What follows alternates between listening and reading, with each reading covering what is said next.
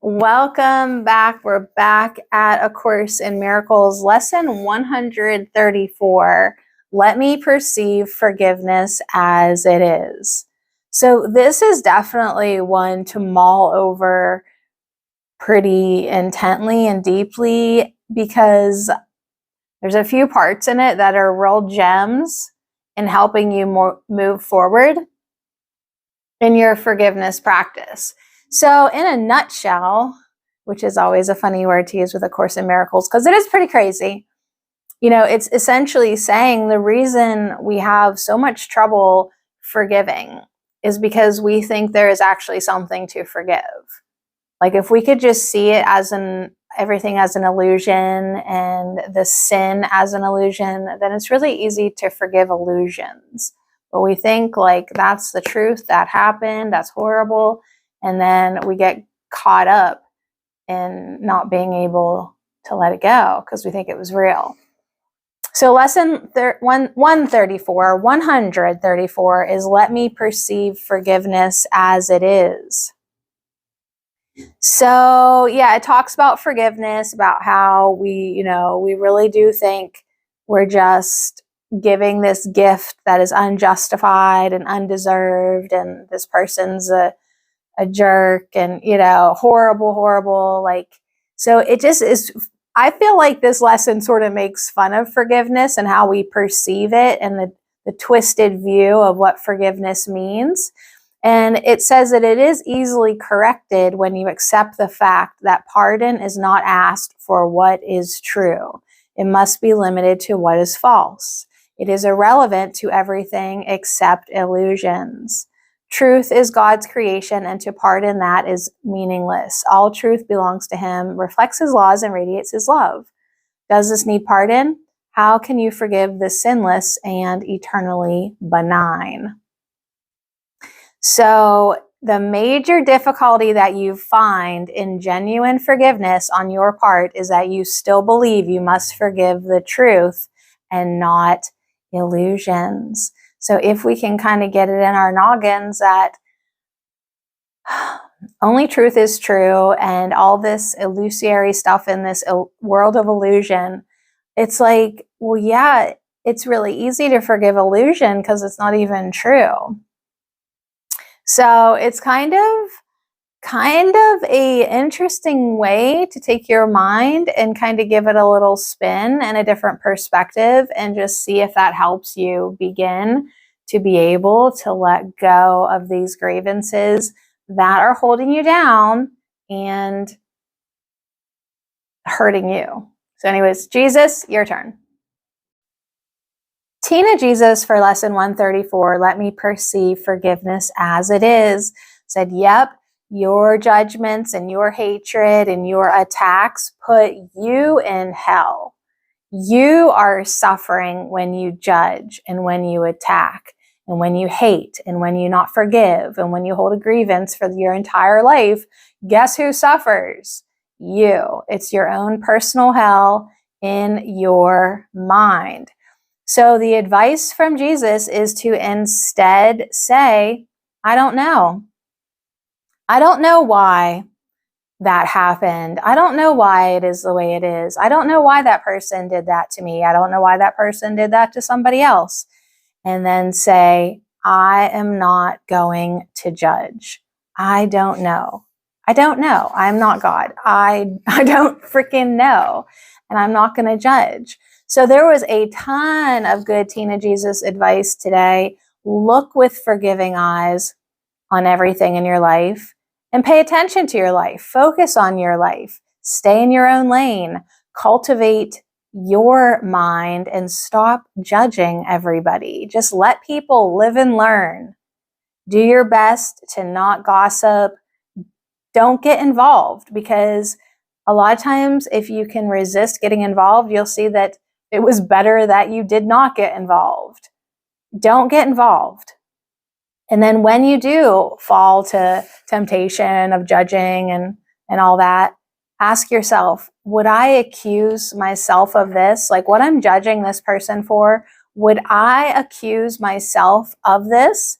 Because when you judge them, you are suffering too, and you are putting yourself in hell, and you are judging yourself. So say, I will not lay this chain upon myself. I will not judge. I'm going to be patient, and I'm going to let life play out. And the other good advice from Tina Jesus was, don't jump to ignorant conclusions. You don't know. You literally do not know. So step back and let it be, and just really feel some relief in the not knowing why and not knowing how, and just knowing that it's not your job or place to judge. I don't know. I don't know. It feels really good to say, I don't know. I don't know. I don't know. And he didn't say to say, I don't care, but I like to say, I don't care.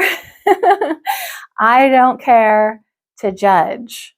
It is not my place to judge. I'm going to look with forgiving eyes. I'm going to focus on my mind and my life, and let people live their lives. It feels pretty good. It feels pretty good. So let me perceive forgiveness as it is.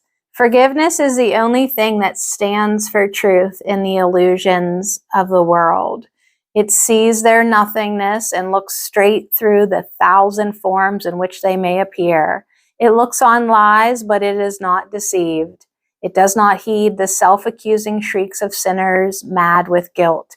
It looks on them with quiet eyes and merely says to them, my brother, what you think is not the truth. So yeah, people really get caught up in the illusions, in the wrongdoings, in what they think has been done to them. But if we rest the basis of this conversation on the Course in Miracles fact that this is just a dream, what are we arguing about? What are we hating about? What are we attacking about? It's just let it go. Let it go and live your life. So it is a really interesting lesson. It's intense.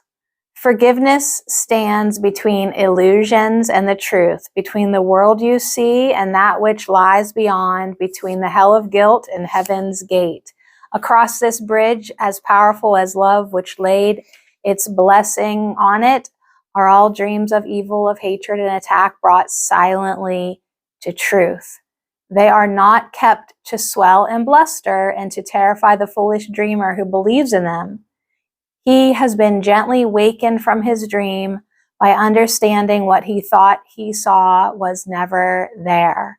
And now he cannot feel that all escape has been denied to him. He does not have to fight to save himself. He does not have to kill the dragons which he thought pursued him. Nor does he have to build walls to keep him safe. He can remove the ponderous and useless armor made to chain his mind to fear and misery. So anyways, once you realize it's a dream, you do become lighter. You do. And you're not scared anymore of things that aren't even real. So that's what true forgiveness is. Getting woken up from the dream. Pathwaysoflight.org. Welcome to the reading, A Course in Miracles Workbook Lesson 134, Insights. Let me perceive forgiveness as it is. Forgiveness means letting go of illusions. Forgiveness means laying down my defenses against God, against my identity as part of God. As I forgive, or let go of illusions of separation from God, I remember that I rest in God eternally. I remember that nothing has changed. Just because I choose to let my mind become involved with a false story of conflict, division, and death does not make the false story true. Forgiveness means being willing to lay the false story down. Forgiveness means being willing to be open to the truth. All is still in God and of God. Only God is real. Only love is real. Anything else is trying to make something that is the opposite of God real. Nothing is opposite to God. Forgiveness, or laying the story down, offers me peace. As the story is laid down, the truth returns to my awareness. All is one in God. All is safe. And dreams of death and destruction are seen for the illusions they are. As I see forgiveness as it is, my mind is healed. It is like a healing balm that shows me what is not real. As I lay what is not real down, what is real comes to take its place. We all rest in God. We cannot change that by wild and crazy stories of destruction. Forgiveness is seeing past illusions to the truth.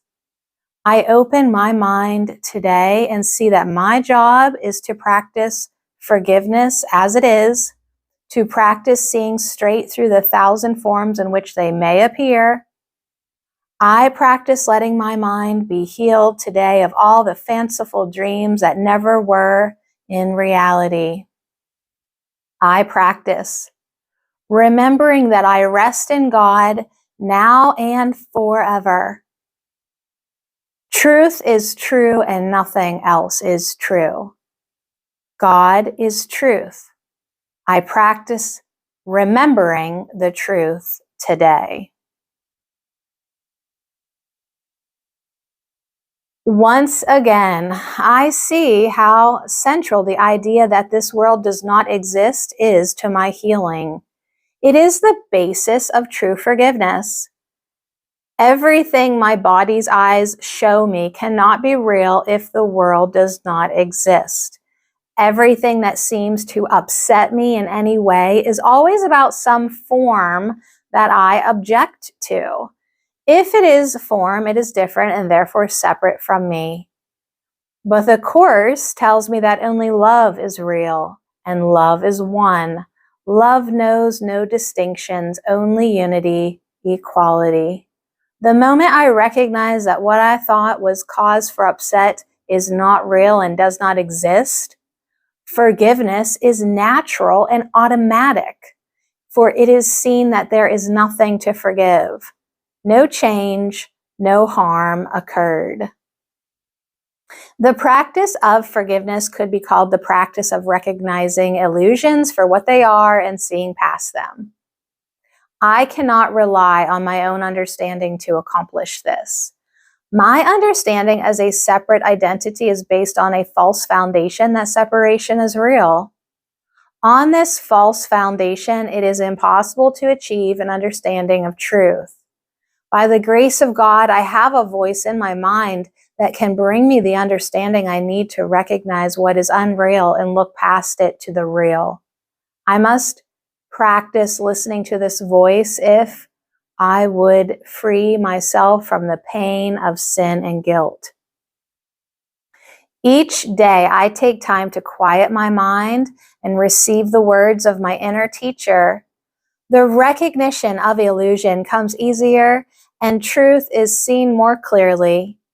Sometimes my mind chatter seems very persistent and I need to frequently disengage from it and open to the peace of my inner teacher. Sometimes the chatter seems to be so attractive that I am not able to fully open to the healing message of Holy Spirit. But in each moment, I am grateful for whatever willingness I have in that instant, however weak it may seem to be. The Holy Spirit uses that little willingness on my behalf, and I feel at least some relief. I may need to come back and try again a little later, and the Holy Spirit assures me He is always there, never impatient, always gentle and loving, ready to offer me His comfort. And so I practice again and again and again In times of my own impatience, I can look back and see how much progress has been made. It is truly worth the effort. This encouragement to continue the practice, for I truly want the peace and freedom that forgiveness offers. pathwaysoflight.org. So I definitely like that. Like, forgiveness is seeing illusions for what they are. So if it didn't happen, if it doesn't exist, there's technically nothing to forgive. So it's very easy to forgive. So I like that part. And I also liked, the Holy Spirit does bring comfort. He's mentioned in the Bible as the great comforter. And yeah, you start to listen to that voice and the world don't seem so crazy, even though it is. All right, so here's some other things to say to your mind.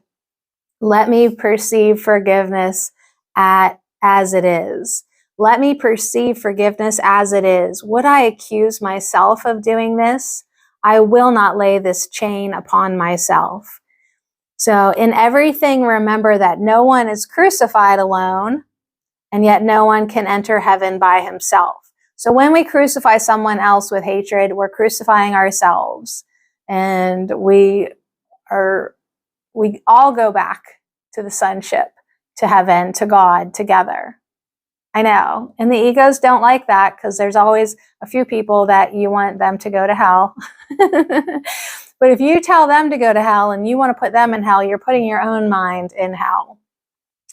So you think of that person that you want to keep in hell. Think of that brother. Think of his sins.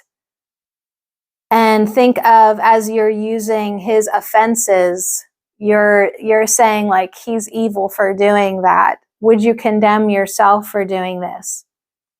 It says, let him be freed from all thoughts you had of sin in him. And now, if you can free him from that, if you can free all those thoughts of sin, you are prepared for freedom. Now you are prepared for freedom. If you have been practicing thus far in willingness and honesty, you will begin to sense a lifting up, a lightening of weight across your chest, a deep and certain feeling of relief. That's why forgiveness feels so good when people figure out how to do it.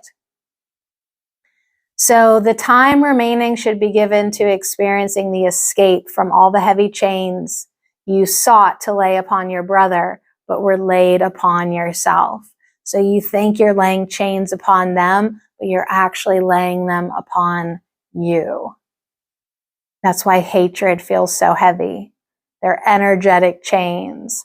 So anyways, forgiveness should be practiced through the day, for there will still be many times when you forget its meaning and attack yourself. And so when you attack others, you're also attacking yourself. So it's a pretty big deal. Lesson 134. Let me perceive forgiveness as it is. And if you can just perceive forgiveness as laying the false story down. These are just stories we made up in our heads. Lay them down and you will just naturally forgive what never happened. I don't know. It's crazy, but it works.